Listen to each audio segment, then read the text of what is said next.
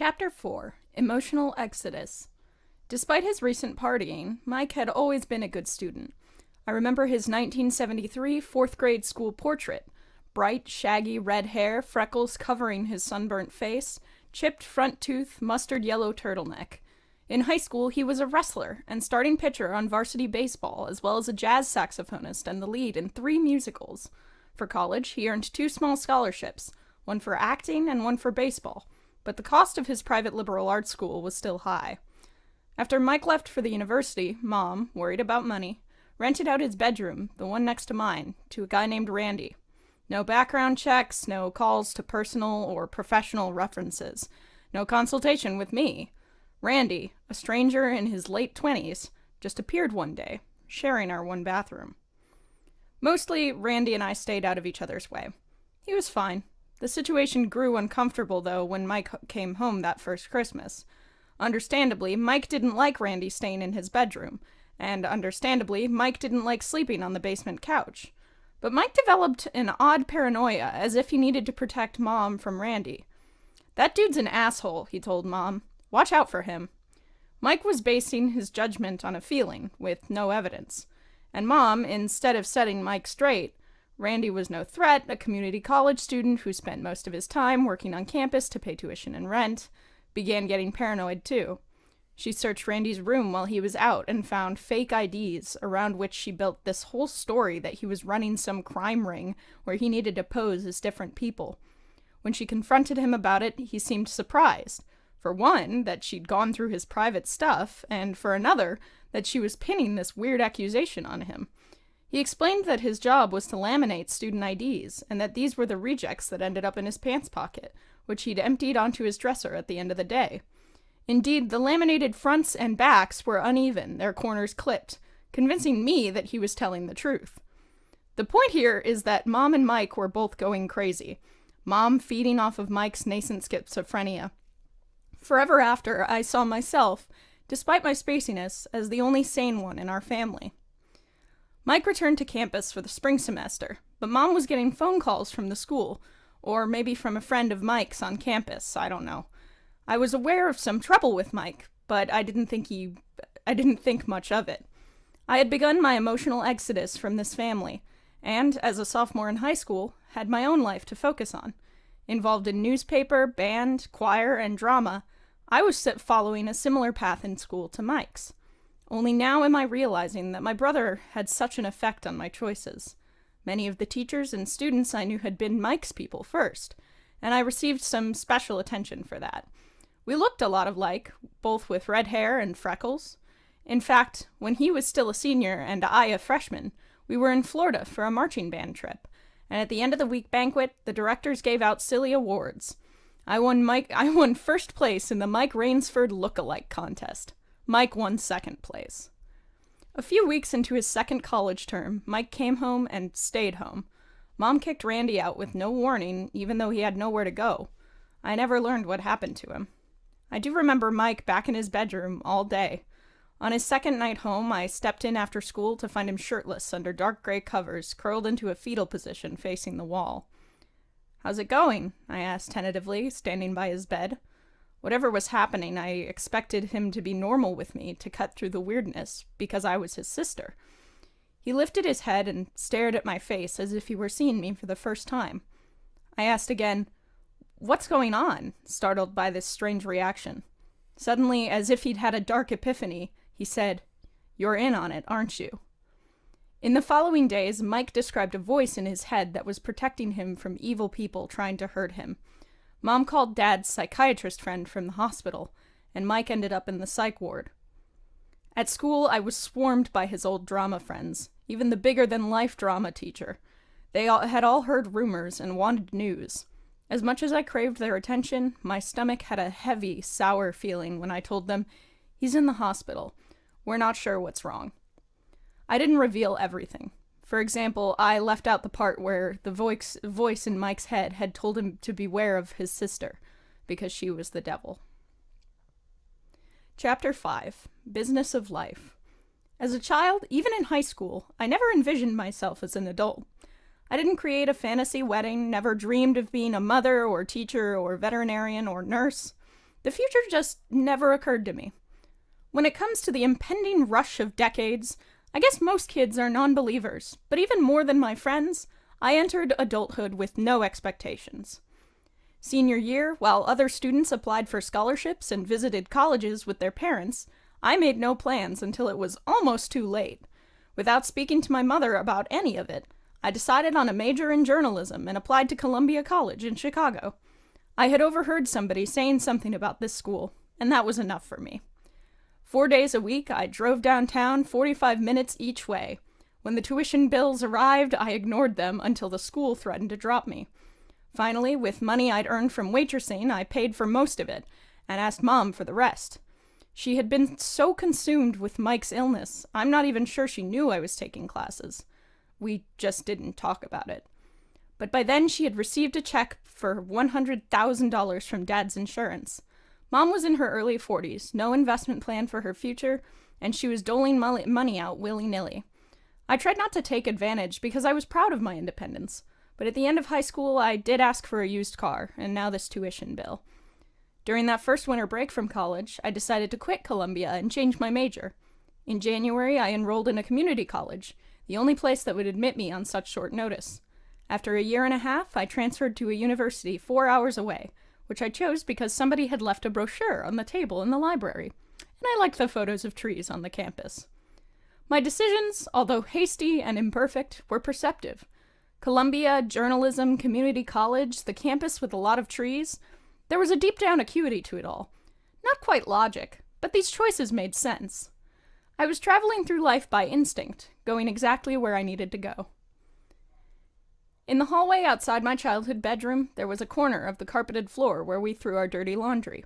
When I was very young, the pile would regularly disappear, and clean clothes would show up in my dresser drawers. By 3rd grade, I would need to search through the dirty pile for an outfit before school. As a teen, in desperation, I'd gather as much of the pile as I could in my arms, there was never a basket, and carry it down one flight of stairs to the kitchen, then another flight to the basement, with almost enough time to wash and dry before I needed to leave. If everything went well, I'd remember to move the wet load to the dryer. I'd watch the clothes tumble, and I'd check the clock, opening the door every 10 minutes to see if my jeans were dry enough. Often damp had to be dry enough because the bus was on its way or my shift was starting soon. I'd rummage through the dark drum looking for 2 matching socks and end up pulling the whole load onto the cement floor where I had more light. The next day, I'd forage through that pile, still in front of the dryer, and find another outfit, shaking each piece to smooth its wrinkles or fling off spiders. Bruce and I met in 1986 on a 450-mile bicycle tour tracing the Wisconsin River from the top of the state to the bottom. I still love telling our story because it feels so fateful, so meant to be. Of the 300 or so bikers, we were among the few from Illinois and, as it happened, lived within 5 miles of each other. I had heard there was a guy from the suburb next to mine, and I was eager to meet him. Our introduction happened on the toughest day of the tour. We were biking over 100 miles through the hilliest part of the state, in the rain. The friend that I had come with had bowed out that day to visit relatives in the area, so I was alone, after a miles-long incline that had wearied me, sitting dejected on the edge of a wooden deck outside the lodge of Devil's Lake State Park. I wasn't sure I could last 40 more miles to the high school in Spring Green where we were sleeping that night. The sun was out briefly. Behind me, footsteps and a deep voice. "You're from Tinley?" "I'm from Orland." He was tall and slender, with thick, dark brown hair and big glasses that made him look collegiate. Last year, our daughter wore those same glasses for her nerd costume and said they didn't need any tape in the middle because they were geeky enough already. But back then, they were stylish. And I liked that he didn't wear the silly spandex most bikers did. His simple running shorts and t-shirt were sexy. We shook hands and talked about the day's difficulties, then went our separate ways. The brief encounter gave me a charge, which powered me up the steep hills that afternoon, past the rainy hayfields and pastures of curious cows, to meet my friend in Spring Green. "He's really cute," I told her. After 2 more small talk moments, I was happy when at the end of the tour he asked for my number. Because neither of us had a pen, I told him I was in the phone book and that my last name was Rainsford. To help him remember, I said, "People used to call me Snow Chevy. Get it? Rainsford? Snow Chevy?" He laughed and said the people used to call him Dead Rock. "Get it?" he said. "Livingstone? dead rock? The strange coincidence felt magical. I was 19, a community college student, and he was 30, already settled in as a chemical engineer. At first I had no idea how old I was, and he didn't guess how young I was. By the time we learned the difference, we didn't care. A few months after we met, I fled my mother's crazy, messy house and moved in with him. Bruce was unlike anyone I knew, intelligent and fun, but also very particular about details I'd never given a second thought to. He was meticulous, particular, exact. For fun after work, he'd sit at his desk and keep track of things. In his basement home office were metal cabinets of manila folders arranged alphabetically to hold receipts, letters, product warranties. On graph paper, he'd used his special fine-tipped pen to draw charts of expenditures and savings, of his car's fuel economy, even of lawn mowings, their frequency, and the mower's deck height. I liked that he used the words extrapolation and factor. I found comfort in his calculations. When I wasn't away at school, we lived in the 3-bedroom house Bruce had recently bought in the next, more affluent suburb from mine. He had searched with a realtor for months, finally choosing this white brick, L-shaped home on a quarter-acre at the end of a tree-lined street in an established middle-class neighborhood. His first house. At one corner of the subdivision was a Catholic church, and the other was a public library. Bruce was the type who did laundry every Saturday morning. He'd use a basket. He'd never leave clothes in the washer, and they'd never be there 3 days later, smelling of mildew. He never had to wash them twice, or 3 times, because he kept forgetting to transfer them to the dryer. If he opened the washer lid on Saturday morning and found my smelly clothes inside, he would be unhappy. This disorder bothered him. Also, he did not like my piles of dirty clothes in the bathroom, or the bedroom. "Is that the floor under there?" he'd say, pretending to joke, but implying, "This is too messy for me." I couldn't explain my negligence to him because I didn't understand it myself. I didn't like the piles either, so I'd renew my efforts to be tidy, starting strong, putting every piece of clothing where it belonged for a day or 2 or 3. Then entropy, a word I learned from my mother, would exert its full force, overpowering good intentions. Mom and I were in my dorm the one time she visited, and someone had scratched entropy into the elevator wall. Some college kid had found the 3rd law of thermodynamics intriguing enough to mark its name where we could all see it every time we went up and every time we went down. Mom laughed and asked, "Do you know that word?" I didn't. It's the way things naturally turn to chaos. It's science.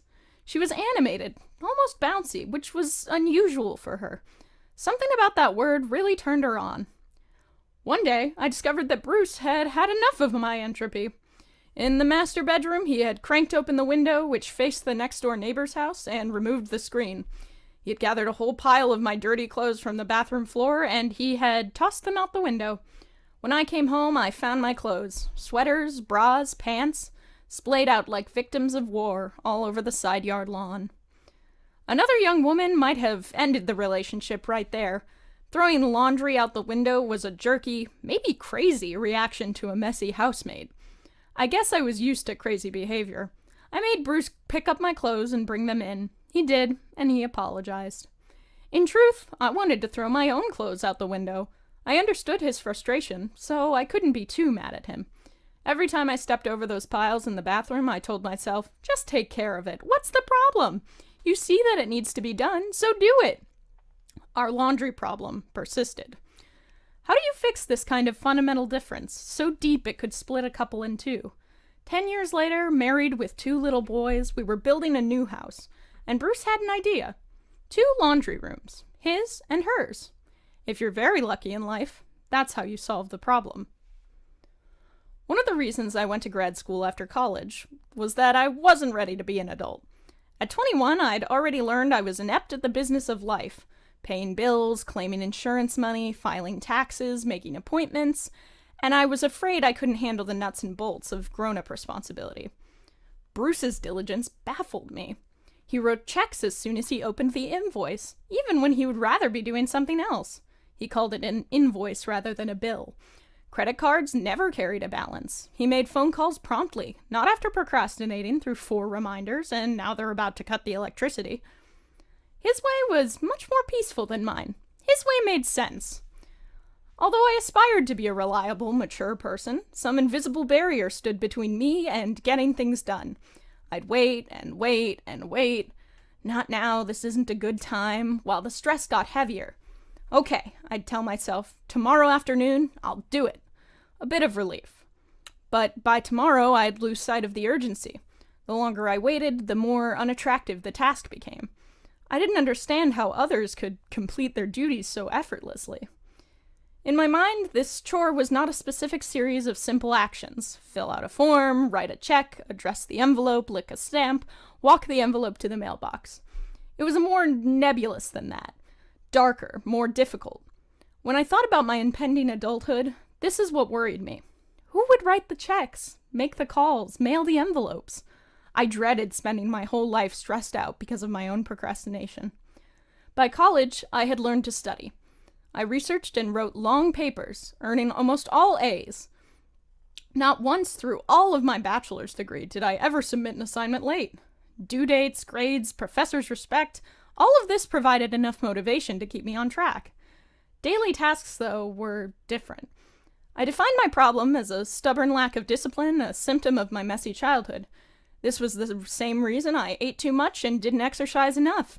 I had no willpower because I'd never been taught responsibility. It was all my mother's fault. After I'd been dating Bruce for a couple of years, we were out at a bar with Martha, the two of them laughing through the good-natured "I love you anyway" list of my faults, boyfriend and best friend pooling evidence to corroborate my spaciness. Bruce blurted out, "And she never closes the bread bag." Martha responded immediately, "I know! The bread gets stale if you don't close it," as if she'd suppressed this grievance for almost a decade. I was thinking, bread bag? People must believe it's my choice to do stuff like this. They must envision me deliberating. Should I leave this little plastic clip right here on the countertop so someone else can throw it away? Or should I cinch the bag with it and prevent the bread from getting stale? Should I forget to put the cap back on the toothpaste? Let the milk spoil on the countertop? Should I flush the toilet? That's not how it works.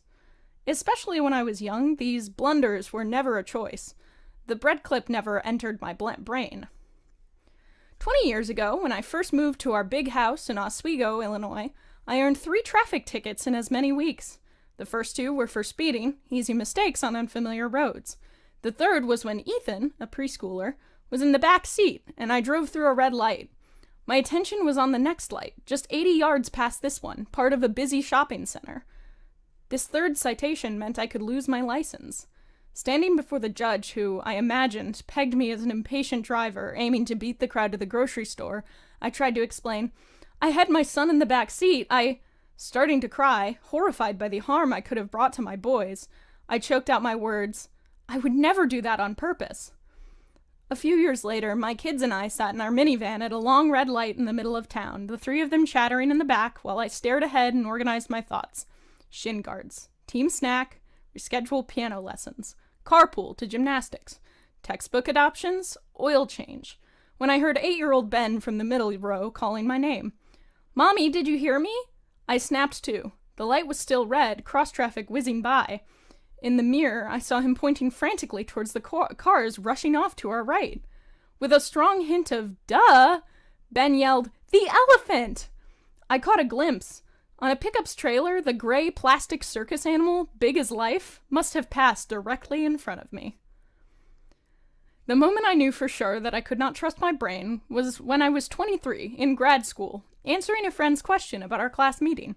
"It's at 8 p.m., I said, certain because I had just looked at the memo. Another friend overheard and said, "No, I think it's at 7. I insisted it was 8. After all, I had just looked at it. "Sorry, fella, but you're wrong." The reading began at 7. That's when I realized, wow, this happens to me a lot. I recalled my shop mart job the summer before, where I could not, for the life of me, balance the cash drawer.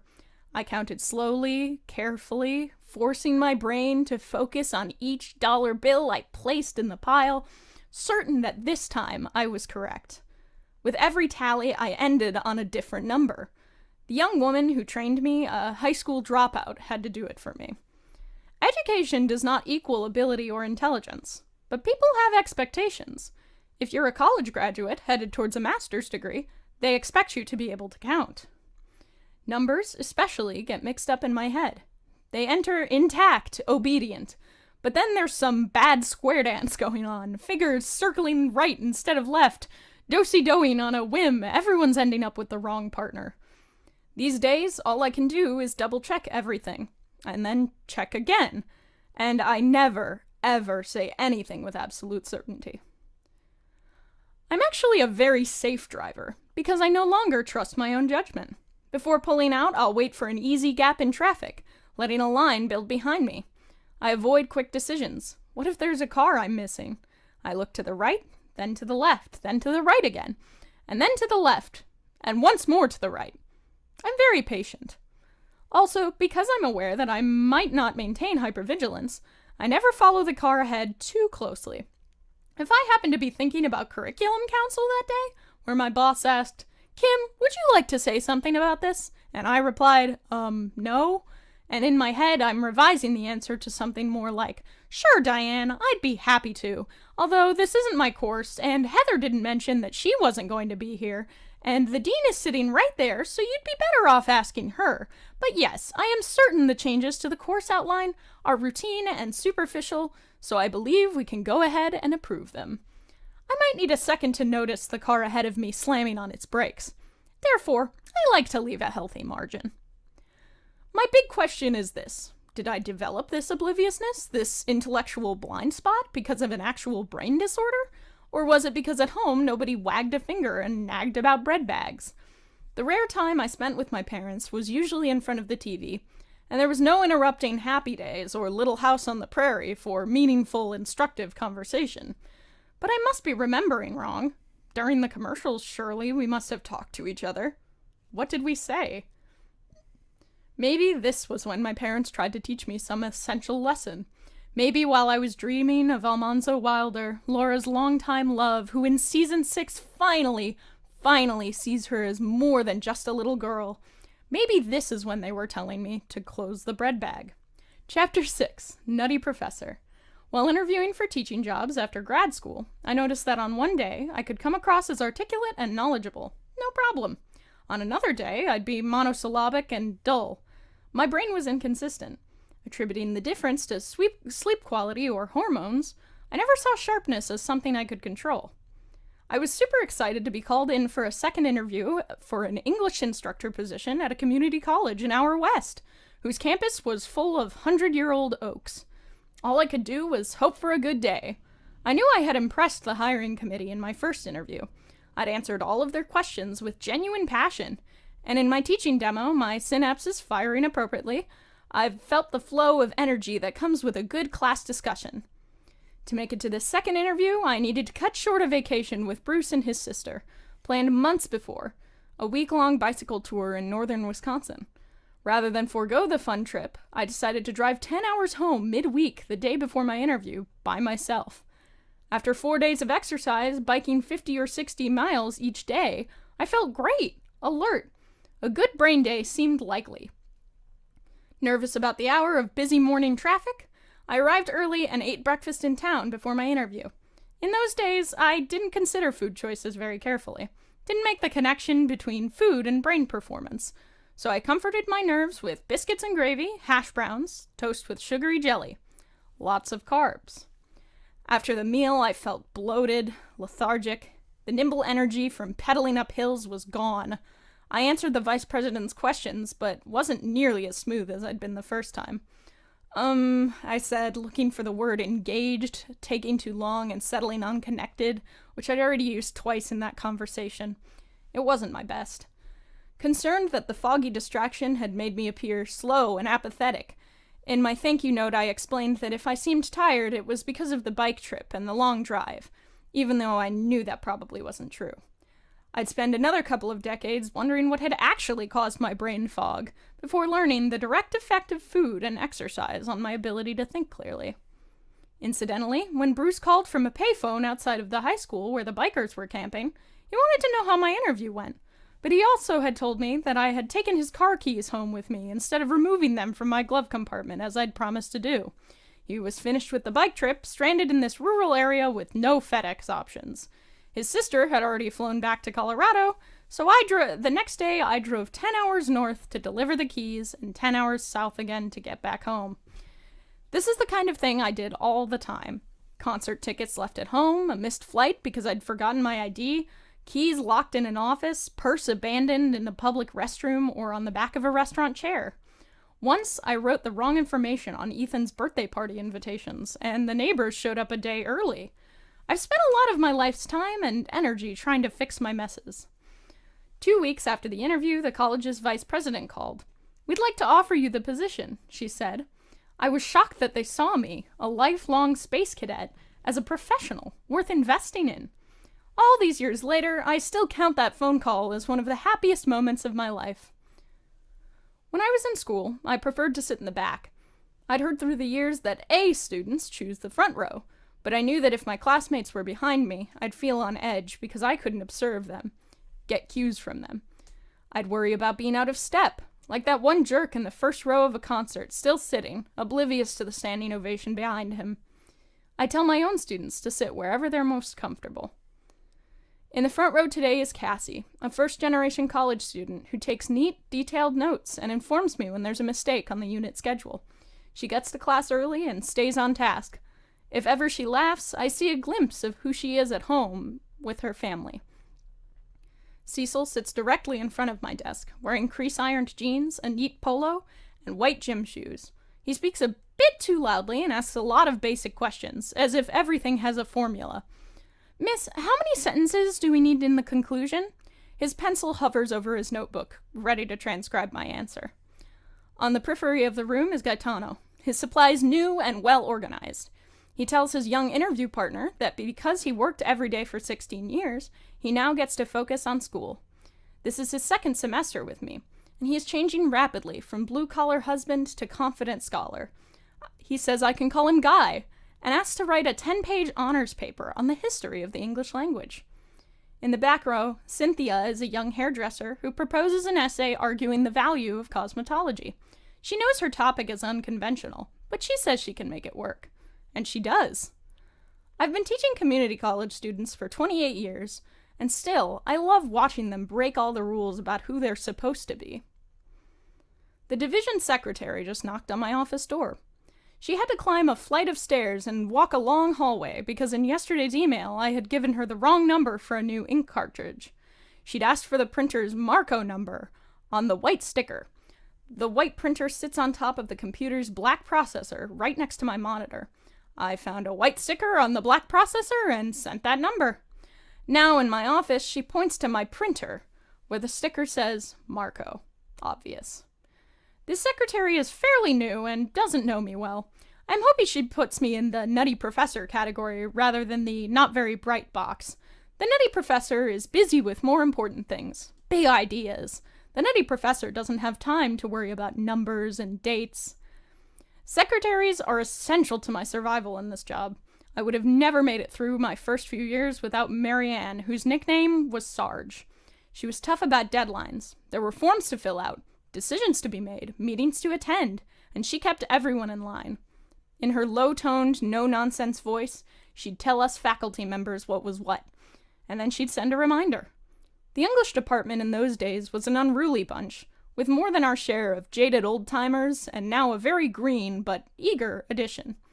Nobody disobeyed Marianne, not even Trina, who was so rebellious that in response to another employee hanging a picture of Jesus Christ in his office, which, according to the administration, was acceptable because the picture represented the employee's religious belief, she hung a poster-sized 1972 Cosmo nude centerfold of Burt Reynolds. The higher-ups were not happy with her scandalous decor. "Well," said Trina, pointing to the poster, "this is what I believe in." Bert stretched his spiritual nudity on her wall for decades. Trina terrified me. In meetings where I was quiet and tentative, unable to find words under pressure, she was outspoken and confident, never hesitating to berate someone else's idea.